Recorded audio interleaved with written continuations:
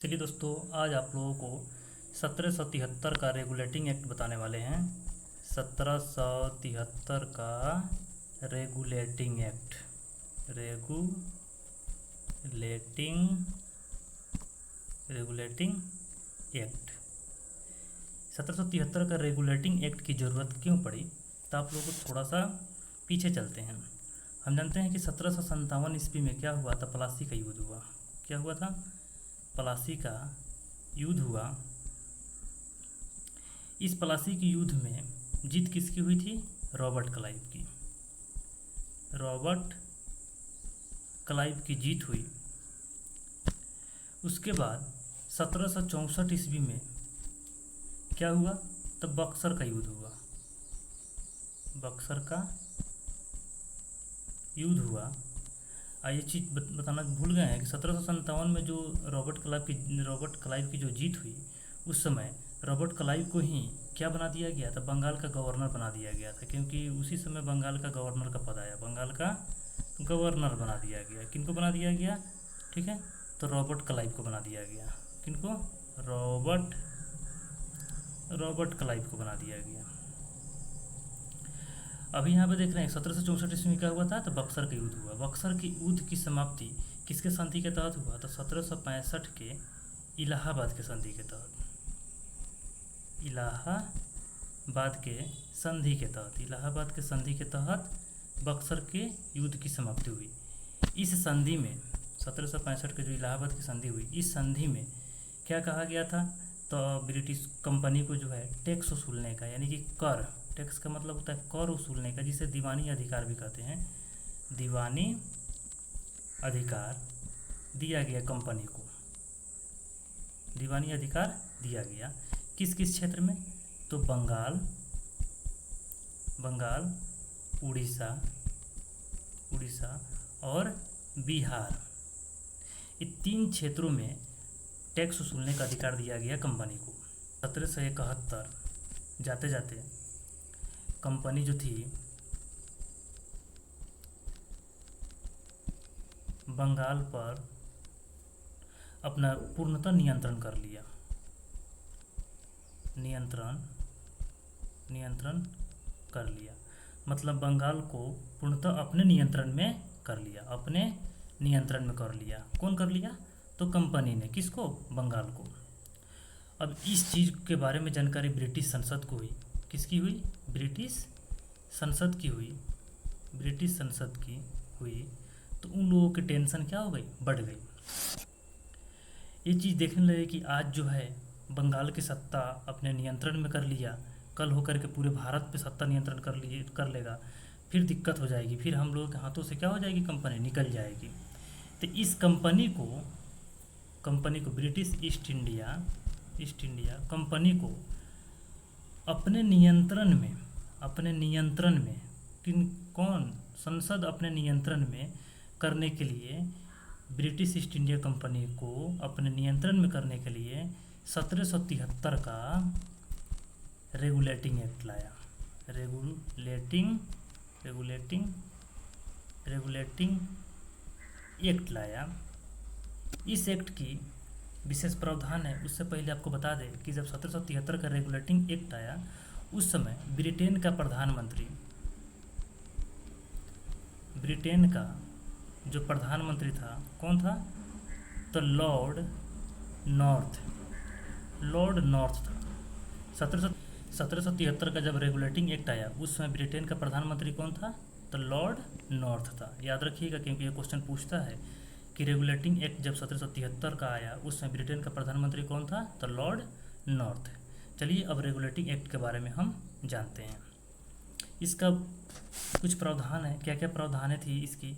हम पहला प्रावधान बताते हैं कि 1700 रेगुलेटिंग एक्ट के तहत जो है बंगाल के गवर्नर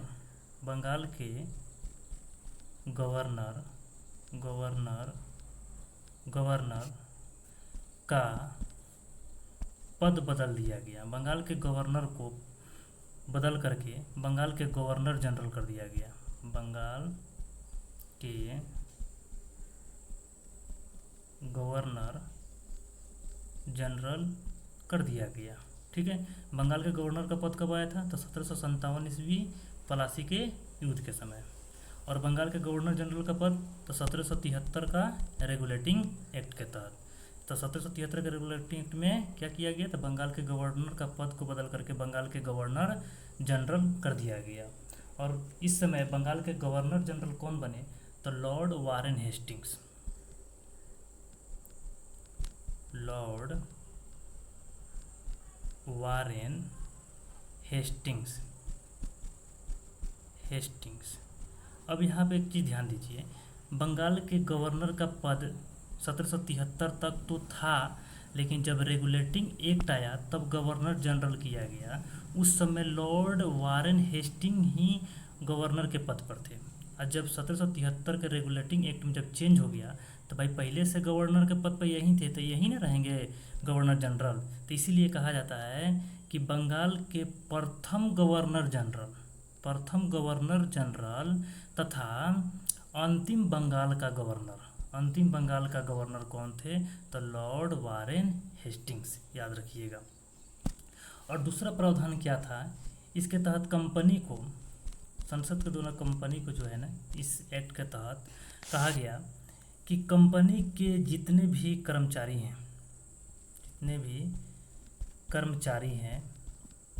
कर्मचारी हैं वह निजी व्यापार नहीं करेंगे। निजी व्यापार नहीं करेंगे। कंपनी के कर्मचारी को निजी व्यापार पर क्या कर दिया गया? रोक लगा दिया गया। तथा और कंपनी के कर्मचारी को बोला गया कि भारत के लोगों से रिश्वत नहीं लेना है। रिश्वत यानी टैक्स नहीं लेना है, उपहार भी नहीं लेना है। रिश्वत या उपहार नहीं लेना है। तो देखिए, रेगुलेटिंग एक्ट में पहला क्या आया? तो बंगाल के गवर्नर के पद को बदलकर बंगाल के गवर्नर जनरल कर दिया गया, जिसमें और दूसरे का प्रावधान क्या था? तो कंपनी के कर्मचारी को यह हिदायत दिया गया कि निजी व्यापार नहीं कर सकते हैं और भारत के लोगों से रिश्वत या उपहार नहीं ले सकते हैं। दूसरे का हो गया। इस एक्ट को यानी 1773 के रेगुलेटिंग एक्ट को प्रयास और भूल की संज्ञा दी गई। प्रयास और भूल की संज्ञा दी गई। ठीक है, पहला तो बंगाल के गवर्नर को बदलकर बंगाल का गवर्नर जनरल कर दिया गया। उसके बाद कंपनी के कर्मचारियों को कहा गया कि कोई भी निजी व्यापार नहीं करेंगे और भारत के लोगों से रिश्वत तथा उपहार नहीं लेंगे। और तीसरे का क्या कहा गया? इस एक्ट को प्रयास और भूल की संज्ञा दी गई। 4 नंबर में इस अधिनियम के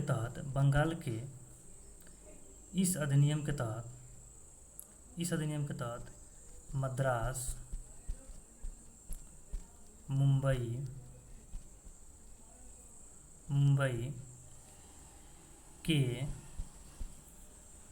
मद्रास एवं मुंबई के जो गवर्नर थे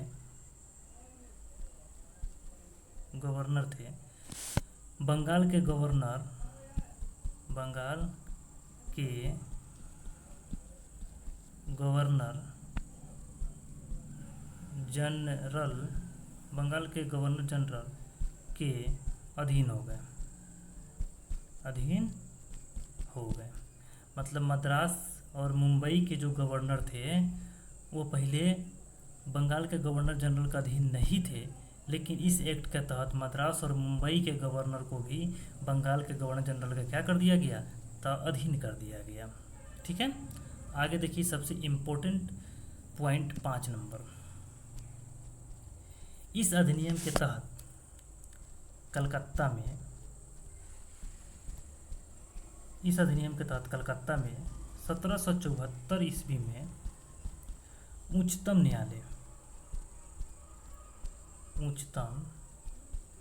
न्यायालय की स्थापना की गई। 1774 ईस्वी में कहाँ पे? तो कलकत्ता में किस चीज़ की स्थापना? तो उच्चतम न्यायालय की स्थापना की गई। ये चीज़ याद रखिएगा। आपसे पूछेगा कि कलकत्ता में उच्चतम न्यायालय की स्थापना किस अधिनियम के तहत की गई, ठीक है, 1774 का रेगुलेटिंग किस एक्ट के तहत की गई, तो 1773 का रेगुलेटिंग एक्ट के तहत की गई। इस उच्चतम न्यायालय में एक मुख्य न्यायाधीश थे। मुख्य न्यायाधीश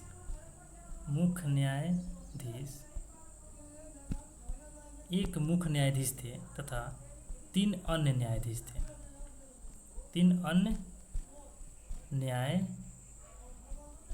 अन्य न्यायाधीश थे। अब मुख्य न्यायाधीश कौन थे, अन्य न्यायाधीश कौन थे, तो मुख्य न्यायाधीश थे सर एलिजा एम्पे और तीन अन्य न्यायाधीश थे हाइड, लिमेस्टर और चैम्बर्स। तो इसका नाम हम लिख देते हैं। मुख्य न्यायाधीश में कौन थे, मुख्य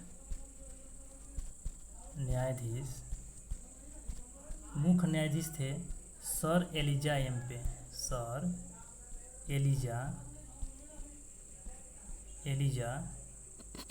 Impey, sir Elijah Impey.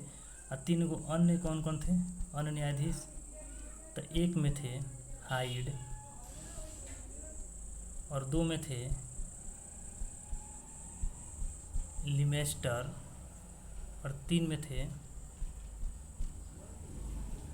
Chambers. इसको आप याद रखिएगा, बहुत ही इम्पोर्टेंट यह रेगुलेटिंग एक्ट है। चलिए आप लोगों को समझ में आया होगा, अगर नहीं समझ में आया होगा तो फिर से वीडियो को बैक करके और फिर से इसको देख लीजिए, और जितनी भी सारी चीज़ बता रहे हैं इसको एक कॉपी में आप लिखते चलिए और इसको रोज़ आप इसको रिवीजन भी करते चलिए, ठीक है। चलिए बहुत बहुत धन्यवाद आपको। अगर पिछला वीडियो अगर आप नहीं देखे होंगे तो पिछला वीडियो भी आप देखिए, शुरू से देखिएगा तो समझ में आपको ज़्यादा आएगा, ठीक है। चलिए।